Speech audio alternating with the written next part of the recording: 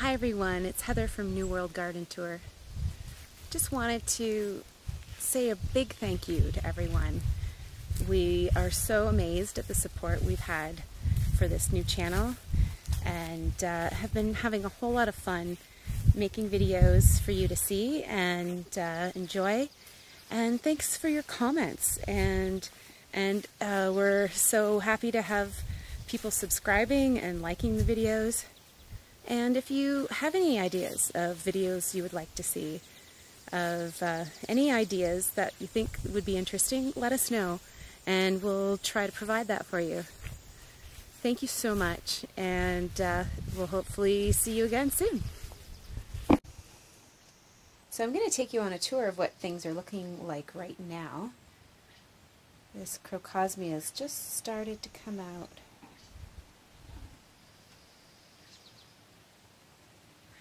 And tucked back in here is a really pretty yellow lily and some feverfew. I really like the yellow and white lilies because they're usually quite fragrant.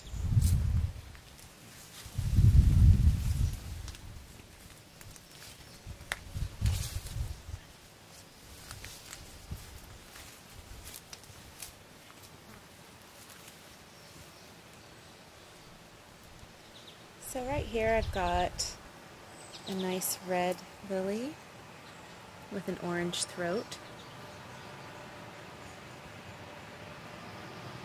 And some sea oats behind it. They get these really pretty seeds on them and they've just started forming, but they will dangle and blow in the breeze really nicely.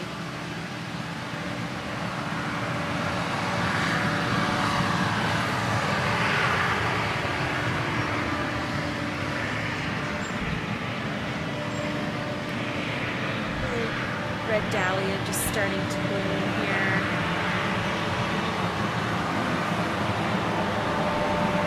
There's a sprayer in the next field over. That's what you're hearing now.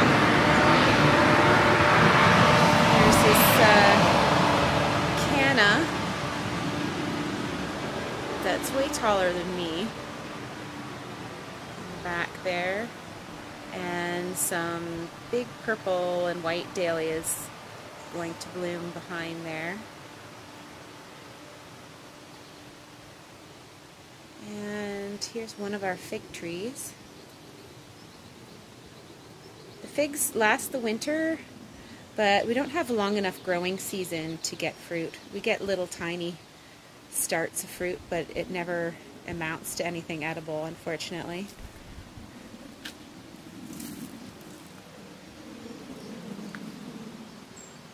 Some stargazer lilies. Gonna bloom soon. Some more crocosmias just about to bloom. Some phlox and yarrow and behind.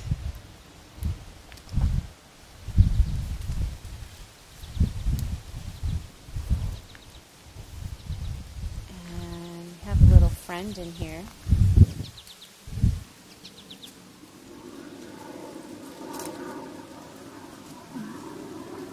There's Cordelia. She's decided to nest underneath the hosta peony in here. Not sure how many eggs she's sitting on or if they're fertilized, since we just have new roosters. Don't know if they are doing their job yet. We'll leave her be for a while to see what happens.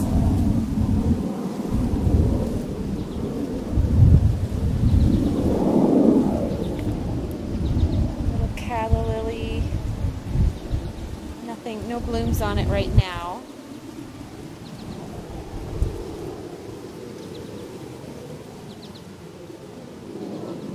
I'll try to put up the names of these lilies afterwards, because I don't remember them all. But I do know this one over here is called South Seas. I think it's one of my favorite lilies.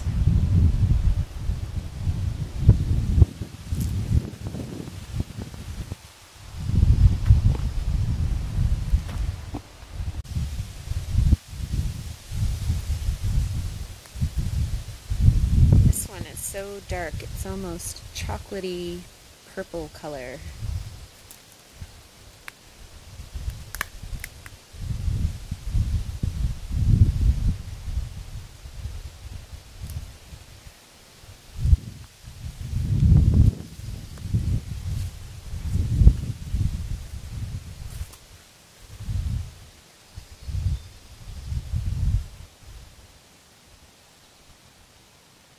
This one has a nice scent as well.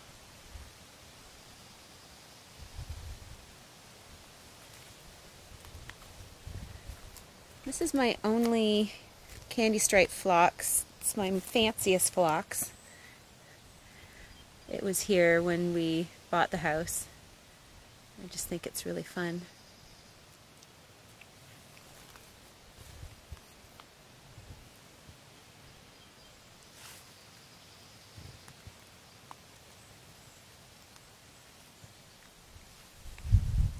Now this plant, I'm not too sure of the name, but somebody told me it was in the bleeding heart family. So I'll have to look that up, and if anybody knows, please leave a comment for me.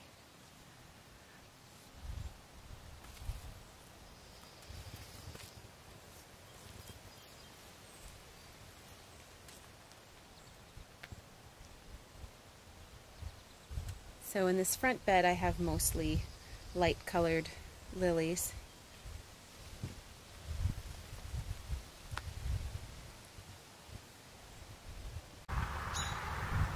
So the hydrangeas at the end of the laneway have looked the best that they ever have.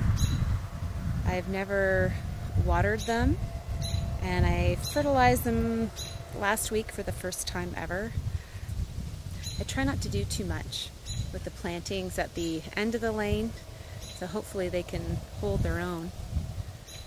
I also have a multi-willow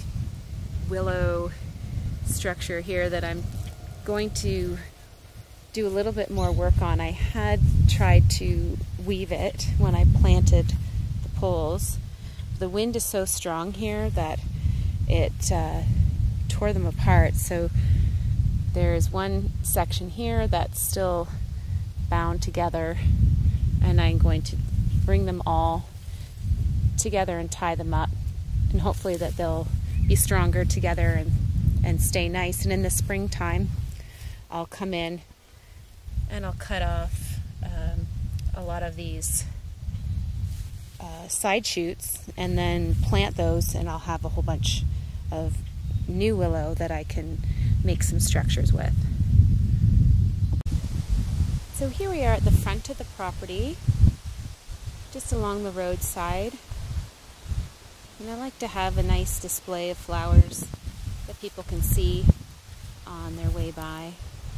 So I've got a lot of different things in here, some phlox, purple coneflowers, daylilies, dahlias, some crocosmias, meadow rue, a bunch of different things.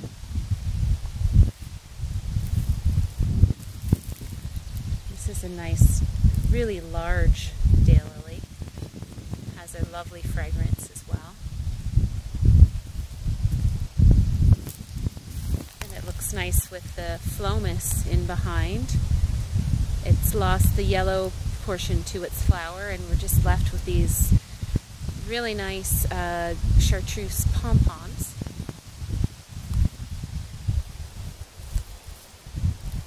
Had an extra sunflower that I popped in here too, and hollyhocks down there.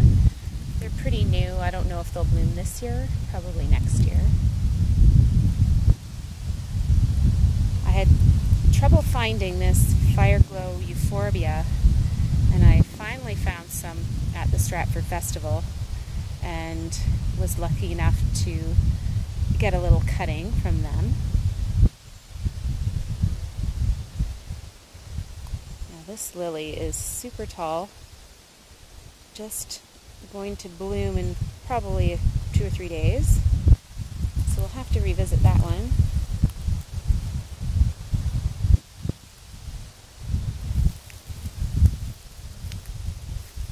There's a little lily hiding in here.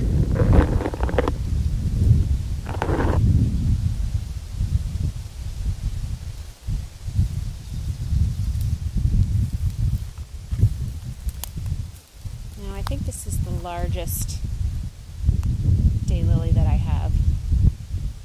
Again, I'll put up the names with them. But I think this one is Chicago.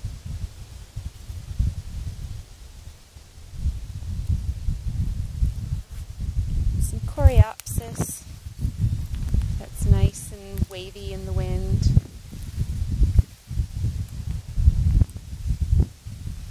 This little Stella d'Oro daylily has bloomed quite a lot so far. It's starting to slow down quite a bit, but it will rebloom, which is really nice.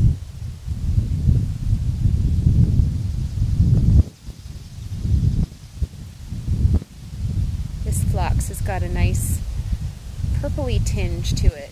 I was thinking it was white, but there's some flowers in there that are quite a bit more purple.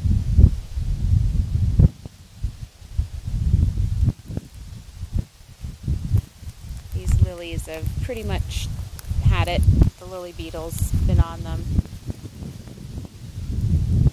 There's some dahlias down below that hopefully will come up and take the space of that.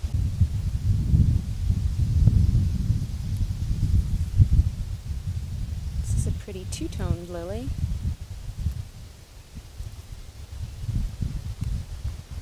It's quite a vigorous grower, I found.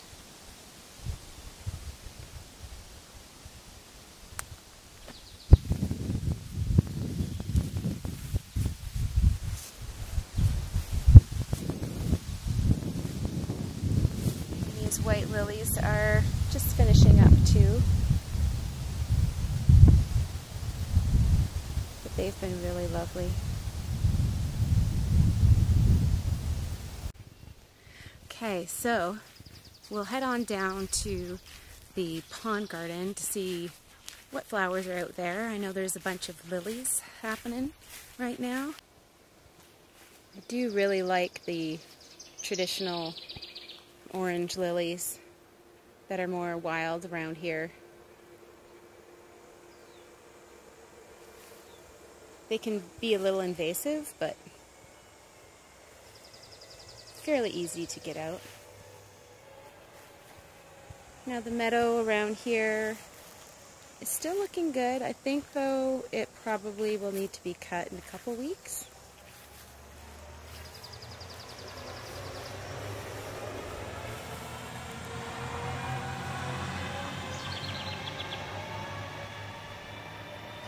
Lots of farm machinery out today.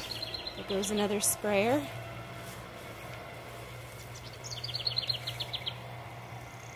There's some snapdragons that came back from last year. They overwintered, which was really interesting. Lots of globe thistles and yellow coneflower.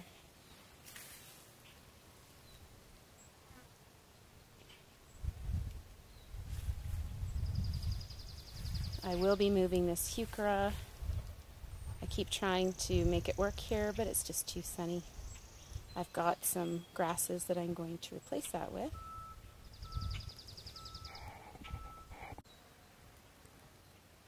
Now all the purple coneflower that's on the property Phil had grown from seed 3 years ago, and it's still performing fairly well. I did read though that it will die out at some point and we'll have to reseed it. Let's see this little guy.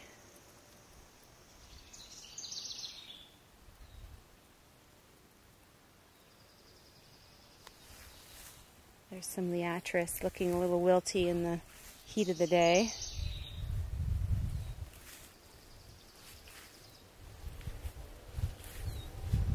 Now, I think this is a really nice combination, this purpley sedum with this daylily and the paprika yarrow behind, which is now turned to its lightest color. I will cut that back and it will bloom for me. But you can see back here, let's grab this. This is the color that it starts out. So it's quite red and then keeps fading.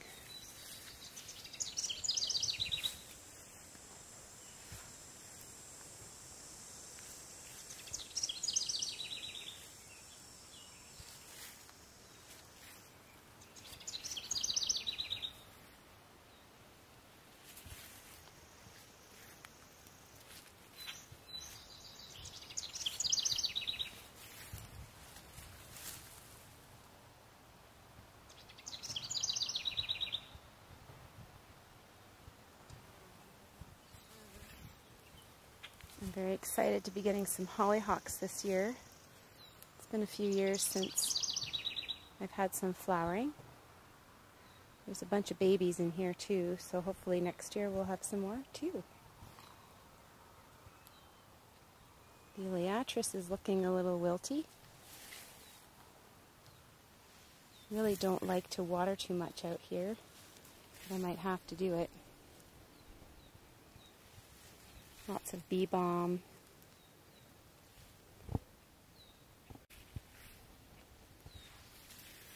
And this is a really lovely daylily with this super tall oriental lily behind it. I think it looks quite nice with the globe thistle. And the hosta in behind it.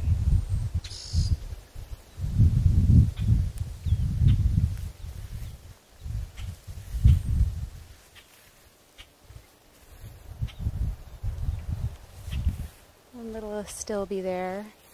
And some more crocosmias here.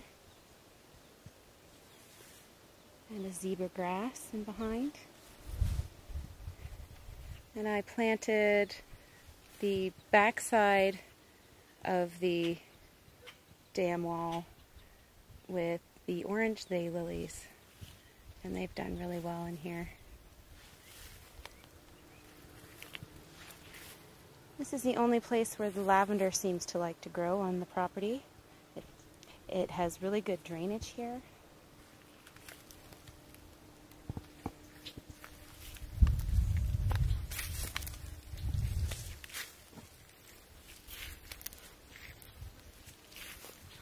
So now this is a really nice daylily with this bright yellow throat on it. Now, I like to deadhead my daylilies. I usually go check on them every day, and I'll do this when I'm walking around, and it just kind of looks nicer to me. There's no need to do this. It's just a matter of preference, I guess. But I think that looks nicer than with the spent blooms on it. I don't do that with the wild daylilies though.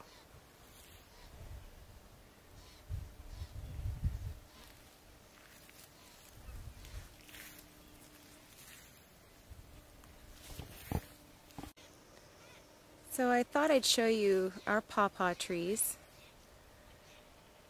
These were planted 4 years ago. The other one is over here. This one's shorter, just about up to my shoulder height. And they seem to be doing well. We had them in a different area and they weren't doing very well. We moved them over here. They like to be in a bit of an understory, so they're protected a bit by these Manitoba maples and the other maple trees on the side of the property. So they seem to prefer it over here, so that's good. So I hope you enjoyed that little tour. It's been really hot and my phone died 3 times because it was so hot, and now I'm sweating. So I hope you enjoyed it. It was really nice to go around and see what's happening right now. And we'll see you next time on New World Garden Tour. Thanks so much, everyone. Please like and subscribe.